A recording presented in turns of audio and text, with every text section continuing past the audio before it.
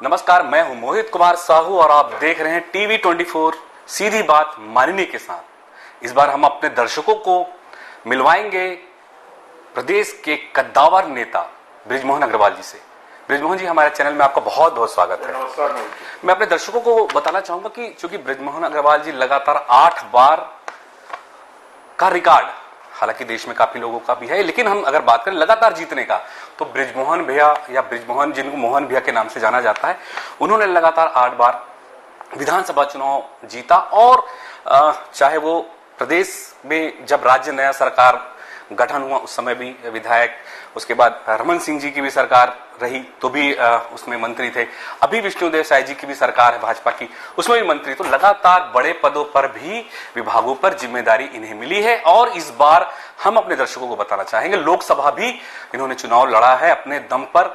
एक इनका चेहरा भारी मतों से इस बार ऐसा जो रुझान आ रहा है, इस बार भी इनकी लगभग जीत तय मानी जा रही है। और स्वाभाविक होगा, देश प्रदेश का नेतृत्व भी करते आए हैं, प्रदेश की जनता की सेवा करते आए हैं, तो हो सकता है कि इस बार देश की सेवा करने का भी मौका बृजमोहन जी के माध्यम से प्रदेश को निश्चित रूप से मिले, हम चाहेंगे। तो बृजमोहन जी, सबसे पहले हम जानना चाहेंगे, चूंकि आपका करियर बहुत बड़ा रहा है, 8 बार से आप विधानसभा चुनाव आपने जीता है, करीब से देखा है राजनीति को, मैं आपसे जानना चाहूंगा आपका जो करियर रहा है, कितना उतार चढ़ाव रहा है, कितना चुनौतीपूर्ण रहा है, कैसे देखते हैं इसको?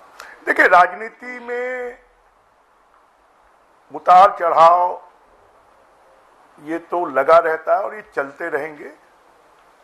जब मैंने पहला चुनाव विधानसभा का 1989 में लड़ा था, उस समय मध्य प्रदेश छत्तीसगढ़ एक हुआ करता था। उस समय के चुनाव अलग प्रकार के चुनाव होते थे और कठिन चुनाव होते थे, क्योंकि मध्य प्रदेश में और छत्तीसगढ़ में 2 पार्टियों के बीच में सीधी टक्कर होती है। और इसलिए पहला चुनाव जहां 2700 वोटों से जीता था, वहीं जब छत्तीसगढ़ बनने के बाद ये 8वां चुनाव है। इस 8वें चुनाव को छत्तीसगढ़ के 23 साल का रिकॉर्ड जनता ने तोड़ा और छत्तीसगढ़ के 23 साल के इतिहास में सबसे ज्यादा वोटों से, लगभग 68,000 वोटों से जनता ने जिताया। इसलिए राजनीतिक सफर में खट्टे मीठे अनुभव ये तो एक सामान्य बात है, और इसको फेस करना, उनका सामना करते हुए आगे बढ़ना, ये एक कठिन चुनौती होती है।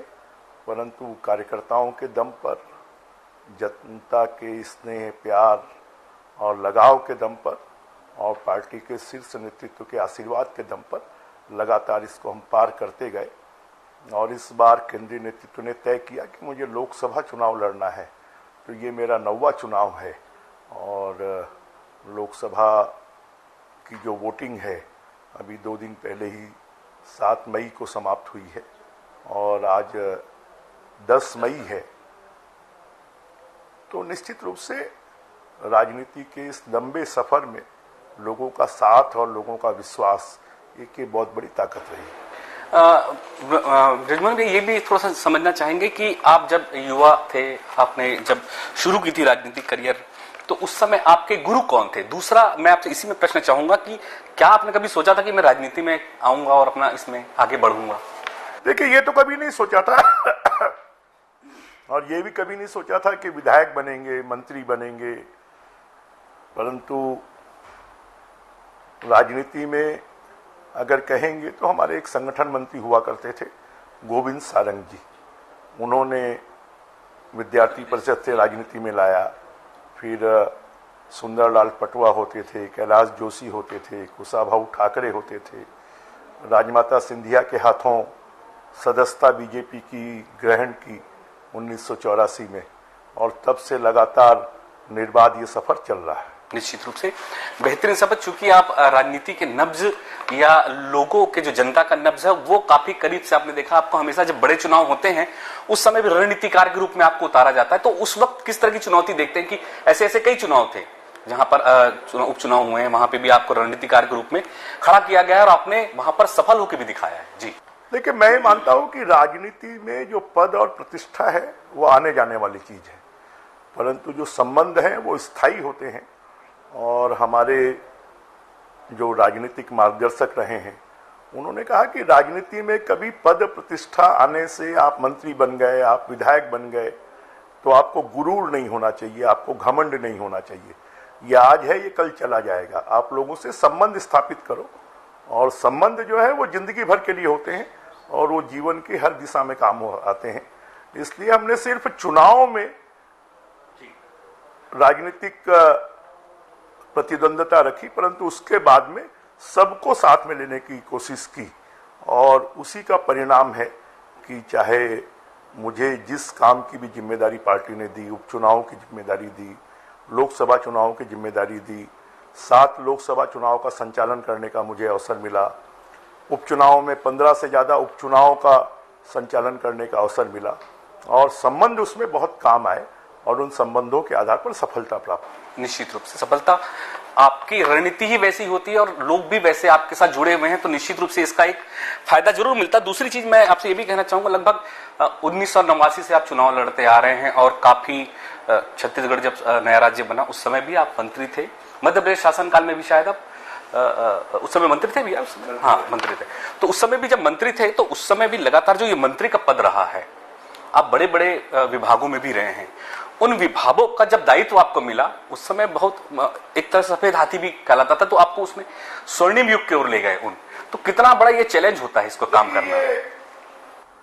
जो आपको दायित्व मिलता है और जब आप सरकार में होते हैं तो लोगों की उम्मीद और अपेक्षाएं आपसे बहुत ज्यादा होती हैं, और उम्मीद और अपेक्षाओं पर खरा उतरना, निर्णय लेना, उस समय अगर आप स्वार्थों से ऊपर उठकर जनहित में निर्णय करते हैं तो जनहित के निर्णयों को लागू करने में शासन प्रशासन सबका सहयोग भी मिलता है। इसलिए हमने जब भी कोई ऐसा दायित्व मिला जिसमें जनता की सेवा करने का अवसर मिला तो उसमें जनहित को प्राथमिकता दी, स्वहित को किनारे किया, और उससे बहुत सारे लोगों की नाराजगी भी झेलना पड़ता है। परंतु जब आप जनहित के लिए काम करते हैं तो एक बार लोगों की नाराजगी झेलनी पड़ती है, परंतु लंबे समय के बाद में लोगों को ये बात समझ में आ जाती है कि जो कुछ हुआ है या जो कुछ किया गया है वो जनहित के लिए किया गया है, वो स्वयं हित के लिए नहीं किया गया। निश्चित रूप से अभी अगर हम देखें वर्तमान में भी आप शिक्षा मंत्री हैं, एक बड़ा दायित्व है शिक्षा को लेकर, उच्च शिक्षा मंत्री। इन विभागों को अगर हम बात करें, पिछले साल कांग्रेस की सरकार थी, आत्मानंद योजना के तहत बहुत सारे काम है, बहुत सारे स्कूलों की बात, लेकिन बहुत विशेष काम नहीं हो पाया शिक्षा को लेकर।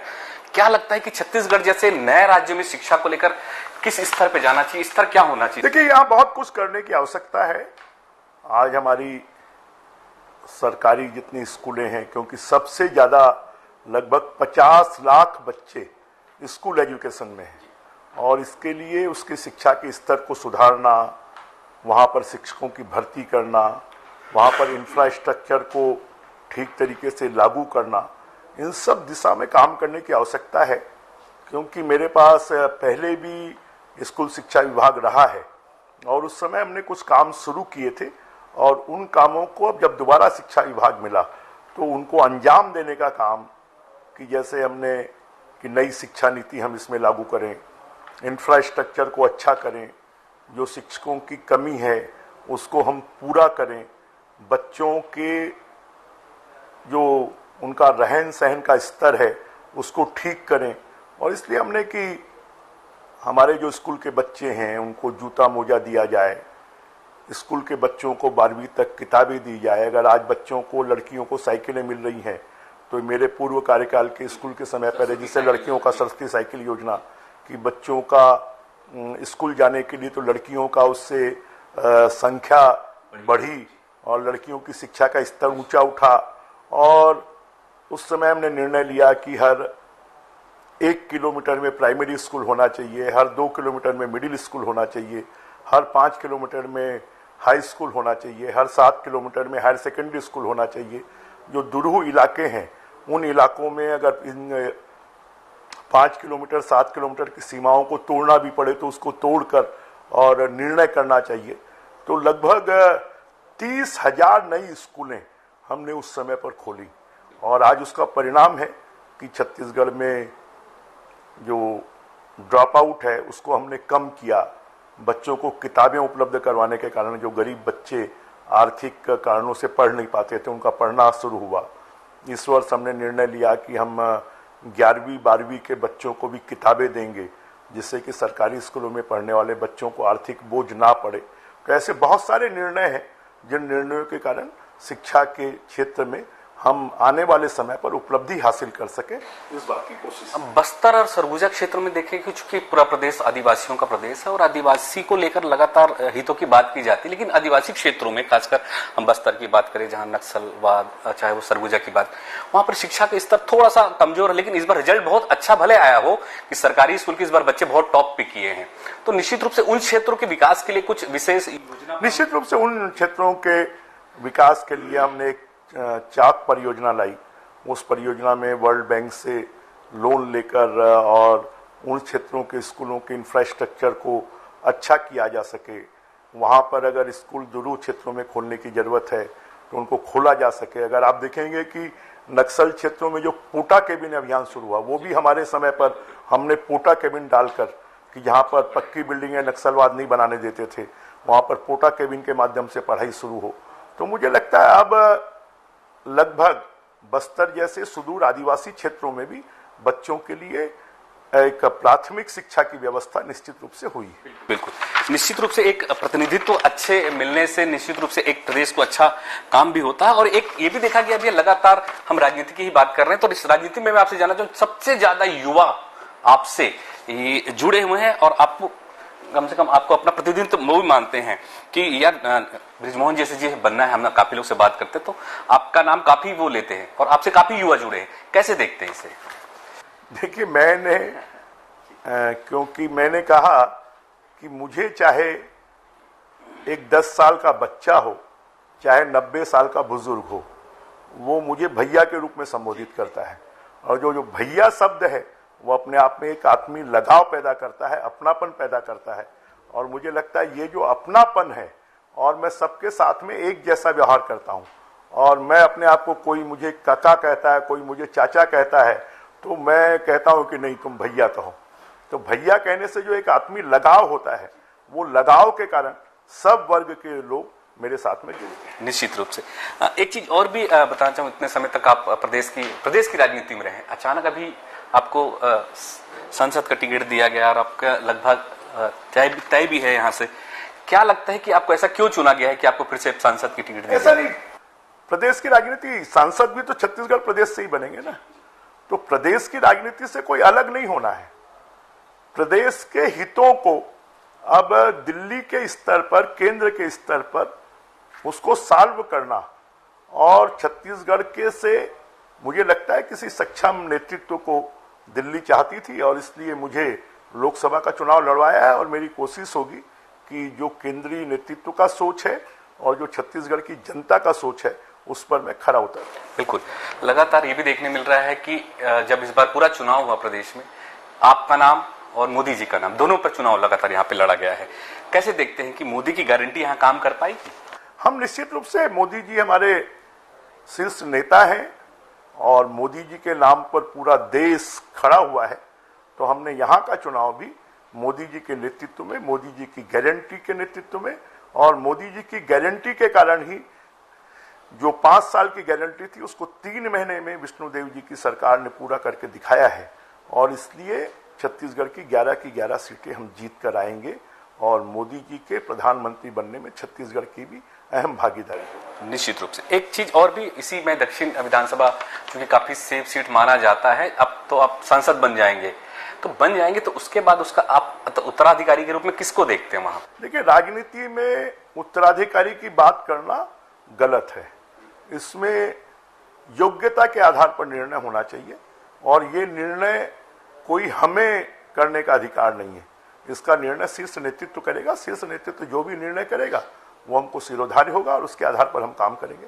जी, एक लगातार कांग्रेस आरोप ये भी लगाती रही है कि बीजेपी जो है वो छत्तीसगढ़ की संस्कृति को नष्ट कर रही है। चाहे वो अभी हाल ही में बहुत सारी ऐसी योजना थी जिसको कांग्रेस ने किया था, फिर अपनी बीजेपी ने नहीं किया, तो संस्कृति को नष्ट कर रही है, कह रही है। ऐसा है, छत्तीसगढ़ की संस्कृति क्या शराब में भ्रष्टाचार करने की है? छत्तीसगढ़ की संस्कृति क्या महादेव ऐप में भ्रष्टाचार करने की है? छत्तीसगढ़ की संस्कृति क्या गोबर में पैसा खाने की है? छत्तीसगढ़ की संस्कृति क्या आईएएस और राजनीतिक नेताओं के जेल में जाने की है? उन्होंने छत्तीसगढ़ की संस्कृति के नाम पर छत्तीसगढ़ की संस्कृति का शोषण किया और शोषण कर स्थापित किया। इसलिए वो तो खाली गाते हैं और गाकर खाते हैं। छत्तीसगढ़ की संस्कृति को वास्तविक रूप से अगर संरक्षण करने का काम किसी ने किया तो भारतीय जनता पार्टी की सरकार ने किया। 15 साल में हमने छत्तीसगढ़ की संस्कृति को, जो देवदास बंजारे थे उनको हमने अमेरिका पंथी नृत्य करने के लिए भेजा। हमने छत्तीसगढ़ के जो राउत नाचा है, छत्तीसगढ़ की जितनी भी छत्तीसगढ़ी संस्कृति है, उनके राष्ट्रीय स्तर पर उनको मंच दिया, छत्तीसगढ़ में उनके कंपटीशन करवाए और उनको इनाम देने की कोशिश की। तो छत्तीसगढ़ संस्कृति को अगर पुष्ट करने का काम, आगे बढ़ाने का काम किसी ने किया तो भारतीय जनता पार्टी ने किया। कांग्रेस ने तो खाली उसके नाम पर पैसा खाने का काम किया। बिल्कुल। एक मैं आपसे और जानना चाहूंगा भी, चूंकि आप प्रदेश की राजनीति में भी रहे हैं, तो आपने जोगी, आपने कहा कि मध्य प्रदेश के भी शासनकाल का भी देखा है। जोगी सरकार जब नया राज्य बनी तब आप भी उस समय थे, रमन सिंह जी भी थे तो भी प्रदेश में रहे, उसके बाद विष्णुदेव जी भी। कैसे देखते हैं इन सबके काम करने के जो तौर तरीके हैं? देखिए, समय काल परिस्थितियों के अनुसार काम होता है।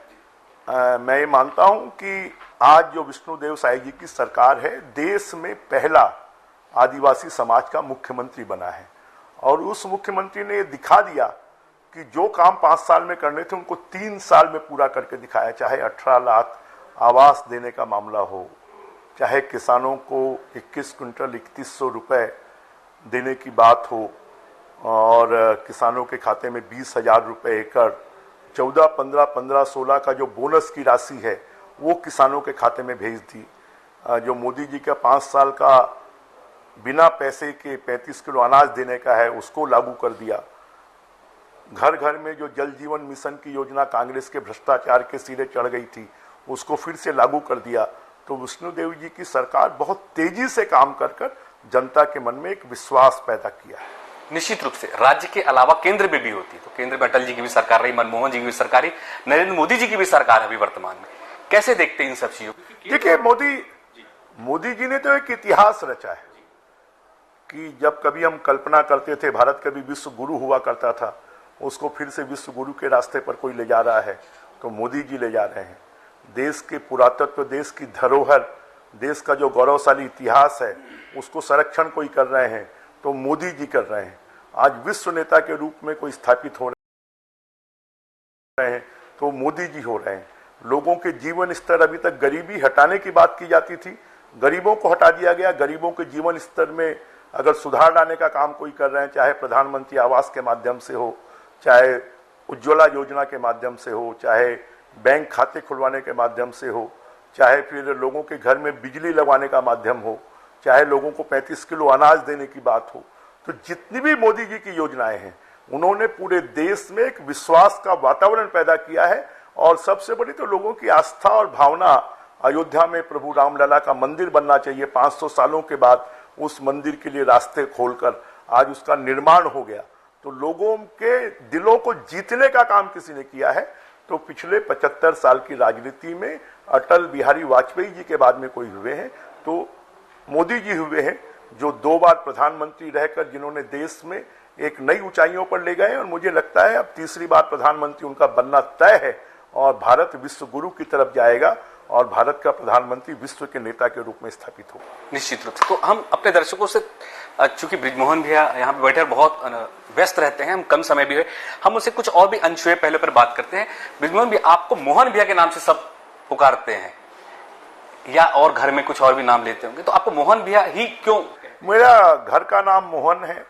अगर मेरे राजनीतिक गुरु कोई कहे सुंदरलाल पटवा जी तो वो मुझे मोहन के नाम से पुकारते थे। अगर कांग्रेस के शीर्ष नेता विद्याचरण शुक्ल जी रहे हैं तो वो मुझे मोहन के नाम से पुकारते थे। तो धीरे धीरे मेरा जो निक नेम है वो मोहन है और इसलिए मोहन भैया के नाम से। और एक ये प्यार का नाम भी है, छोटा नाम भी है, स्नेह का नाम भी है और ये लोगों में भगवान कृष्ण को भी मोहन के रूप में पुकारा गया है, तो लोगों में ये नाम एक पॉपुलर हुआ है। और अगर आप मोहन भैया बोलेंगे तो लोग समझ जाएंगे हाँ ब्रिजमोहन जी को बोला जा रहा है, और इसलिए इस नाम से लोग मुझसे प्रेम करते हैं। भैया आपसे मैं कुछ भी जानना चाहूं, जैसे कभी आप अकेले होते हैं, लगता है कि यार मुझे अकेले होना है, अकेले रहना, अकेले हूं, अकेले रहते उस वक्त आप क्या सबसे ज्यादा पसंद करते हैं? सोना पसंद करते हैं, गुनगुनाना पसंद करते हैं? ऐसा कुछ तो होगा जो आपको अच्छा लगता होगा करना। देखिए, मैं अगर अकेला होता हूं तो मैं कुछ पढ़ना पसंद करता हूं, कुछ मैं पुराने गाने सुनना पसंद करता हूं, कभी हुआ तो टीवी के चैनल खोलकर समाचार देखना पसंद करता हूं। यही मेरा, और अगर मुझे समय मिलता है तो मेरा शौक है कि मुझे जंगल घूमने मिले, मुझे नदी नाले पहाड़ों पर जाने का अवसर मिले, ये मेरा शौक है। तो परंतु अब उसके लिए समय कम मिलता है। जी जी, क्योंकि एक और भी मैं आपसे थोड़ा सा समझना चाहूंगा, जैसे आपका एक बेहद, खुद आप समझते हैं, हर इंसान अपने को अच्छे से जानता है, एक राजनेता के अलावा भी एक आप माँ बाप, पिता भी हैं, भाई भी हैं, परिवार भी हैं, आपका खुद का एक पहलू होता है, सकारात्मक और नकारात्मक। तो आपका सकारात्मक पहलू क्या है भैया और नकारात्मक क्या है? देखिए, सकारात्मक पहलू ये है कि मैं अपने परिवार के साथ भी रहना पसंद करता हूं, अपने कार्यकर्ताओं के साथ भी रहना पसंद करता हूं। और पारिवारिक रूप से नकारात्मक पहलू ये है कि मैं ज्यादा जनता की और कार्यकर्ताओं की और लोगों की चिंता करता हूं, और उसके सामने परिवार के हित को भी कई बार मैं तिरोहित कर देता हूं। ये मेरा नकारात्मक पहलू, और उसके कारण मुझे नाराजगी भी झेलनी पड़ती है। फिर ऐसा कोई जीवन में कुछ आपका पल यादगार रहा होगा जिसे आप हमेशा आज भी एक खास पल के लिए याद करते हैं, यार ये दिन मुझे या ये समय मेरे लिए बहुत अच्छा था, ये चीज अच्छी थी मेरी, कभी ऐसा सोचा होगा आपने? ऐसा नहीं, जीवन में बहुत सारे खट्टे मीठे अनुभव आते हैं, बहुत बार होता है। अब मेरे तीनों बच्चों के जन्म के समय मैं यहां पर नहीं था। कई बार शादी की सालगिरह होती है तो पार्टी के किसी काम से बाहर रहना होता है। तो ऐसे बहुत सारे पहलू होते हैं, और ये मुझे लगता है कि इन सब चीजों को बहुत सार्वजनिक करना उचित नहीं। सार्वजनिक नहीं, फिर भी ऐसा कुछ होता है भी सार्वजनिक नहीं होगा।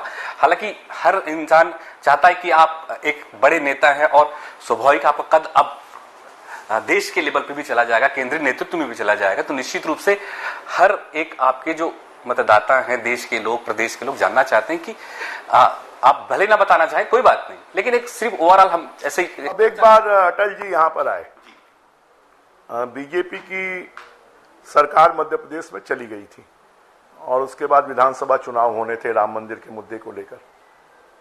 तो रायपुर के गांधी चौक में सभा थी, अटल जी मंच पर थे, मैं भाषण दे रहा था, मैं पटवा सरकार की तारीफों के पुल बांध रहा था। अटल जी ने कहा, अच्छा अच्छा तुम लोगों ने ये काम भी किया है। एक बार दिल्ली हम गए तो किसी ने परिचय करवाया, ये ब्रिजमोहन अग्रवाल है, रायपुर छत्तीसगढ़ से। अच्छा जी, यही ब्रिजमोहन जी हैं। तो मतलब उनके चुटीले अंदाज जो थे वो बहुत अच्छे लगते। एक आखिरी प्रश्न मैं आपसे जानना चाहूंगा, आप अभी जैसे जब प्रधानमंत्री मोदी जी पहली बार छत्तीसगढ़ आए तो साईं ऑडिटोरियम में उनका कार्यक्रम था, सुबह 8:30 बजे वो आए, तो उन्होंने कमेंट किया आज ब्रिजमोहन को तकलीफ हुई होगी। तो ऐसे बहुत सारे पहलू रहते हैं। तो एक आखिरी प्रश्न है अभी हमें, अब आप चूंकि काफी समय से राजनीति करिए, आपका एक लक्ष्य क्या है कि भाई क्या करना है मुझे?